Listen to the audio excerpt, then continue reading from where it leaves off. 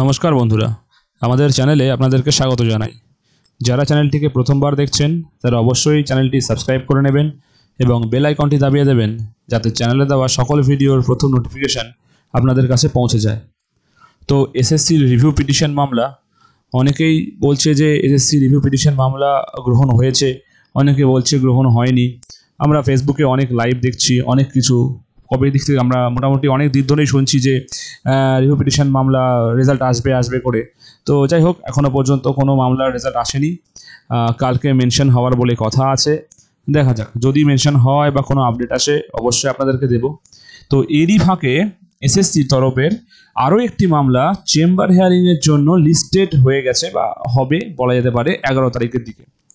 এটা নিয়ে supreme court থেকে একদম অফিসিয়ালি একটা নোটিশ জারি করা হয়েছে।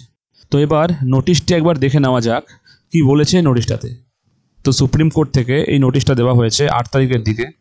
দেখুন কি বলেছে। Chamber matters shown in the list attached herewith may be taken up for hearing on short notice from Monday 11th August to Thursday 14th August. Therefore, learned advocates are requested to be ready with their respective matters. মানে এই নিচে কিছু list আছে, তো এই লিস্টে যে সমস্ত ম্যাটার্সগুলো আছে এইগুলোকে 11 তারিখ থেকে 14 তারিখের মধ্যে শর্ট নোটিশ করে যে কোনো মুহূর্তে ডাকা হতে পারে ফর হিয়ারিং পারপাস। তো যে সমস্ত অ্যাডভোকেটরা এই সমস্ত ম্যাটারের মধ্যে জড়িত আছে তাদেরকে রেডি থাকতে বলা হয়েছে সম্পূর্ণ ডকুমেন্ট সহকারে। তো এবার যদি আমরা এই মামলাটার দিকে একটু ভালো করে দেখি, তাহলে এখানে দেখব, দাঁড়ান, এটা 541 নম্বরে আছে। এখানে আমরা দেখছি 541 নম্বরে, হ্যাঁ, ওয়েস্ট বেঙ্গল এসএলপিসি নাম্বার। দেখুন, এটা আমাদের এসএলপিসি নাম্বার 2023-এর কিন্তু এটা, ঠিক আছে।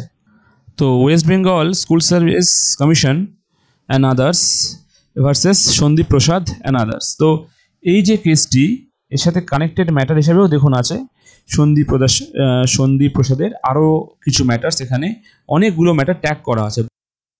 তো এই ম্যাটারগুলো কি, এই ম্যাটারগুলো স্পেসিফিক্যালি তখন মানে যখন আমাদের এই নিয়োগগুলো হয় তখন যে সুপার নিউমেরিক পোস্টগুলো ক্রিয়েট করা হয়েছিল, সেই সুপার নিউমেরিক পোস্টের এগেনিস্টে এই কেসগুলো করা হয় এবং সেই কেসগুলোর হচ্ছে কোর্ট হিয়ারিংয়ের জন্য, চেম্বার হিয়ারিংয়ের জন্য এই কালকে মানে 11 তারিখ থেকে 14 তারিখের মধ্যে যে কোনো মুহূর্তে উঠতে পারে। তো এটা একটা ম্যাটার আছে। তো এই ম্যাটারটাও কিন্তু যথেষ্ট গুরুত্বপূর্ণ বলা যেতে পারে।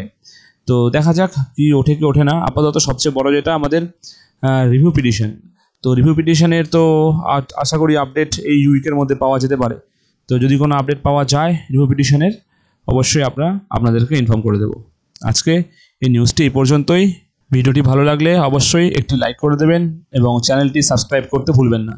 ধন্যবাদ।